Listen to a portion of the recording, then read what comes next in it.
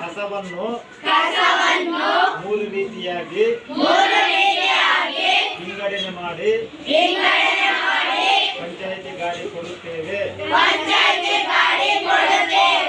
ಯಾವುದೇ ಕಾರಣಕ್ಕೆ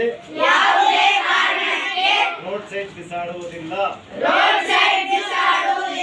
ಸುಡುವುದಿಲ್ಲ ಎಂದು ಪ್ರಾಮಿಸ್ ಮಾಡುತ್ತಿದ್ದೇವೆ.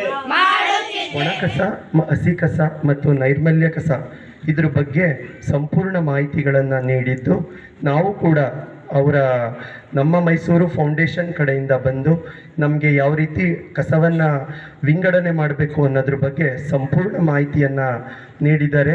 ಮತ್ತು ಅವರ ಪೋಷಕರಿಗೂ ಹೋಗಿ ಇದ್ರ ಬಗ್ಗೆ ವಿಷಯಗಳನ್ನು ತಿಳಿಸಿದಂತಹ ನಮ್ಮ ಮೈಸೂರು ಫೌಂಡೇಶನ್ ಕಡೆಯಿಂದ ಬಂದಿರುವಂಥ ಸುಬ್ರಹ್ಮಣ್ಯ ಸರ್ ಅವರು ಇದೇ ಥರ ನಮಗೆಲ್ಲ ಸಪೋರ್ಟಿವ್ ಆಗಿರ್ತಾರೆ, ನಾವು ಅವ್ರಿಗೆ ಸಪೋರ್ಟಿವ್ ಆಗಿರ್ತೀವಿ.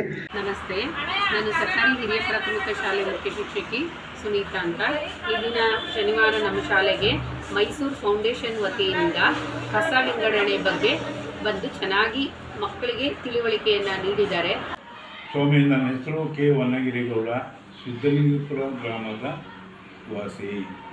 ನಮ್ಮ ಗ್ರಾಮಕ್ಕೆ ಇಂದು ಮೈಸೂರು ಫೌಂಡೇಶನ್ ಅವರು ಅಧಿಕೃತವಾಗಿ ಭೇಟಿ ನೀಡಿ ಪ್ರತಿಯೊಂದು ಮನೆಯೂ ಕೂಡ ಸಮೀಕ್ಷೆ ಮಾಡಿಕೊಂಡು ಗ್ರಾಮದಲ್ಲಿ ಆಗ್ತಕ್ಕಂಥ ಹಸಿ ಕಸ ಮತ್ತು ಒಣ ಕಸಗಳನ್ನ ಬೇರ್ಪಡಿಸಿ ಶುದ್ಧೀಕರಣ ಮಾಡ್ಕೊಂಡು ಹೋದರೆ ಗ್ರಾಮ ಶುಚಿಯಾಗಿರ್ತಕ್ಕಂಥ ಸಲಹೆ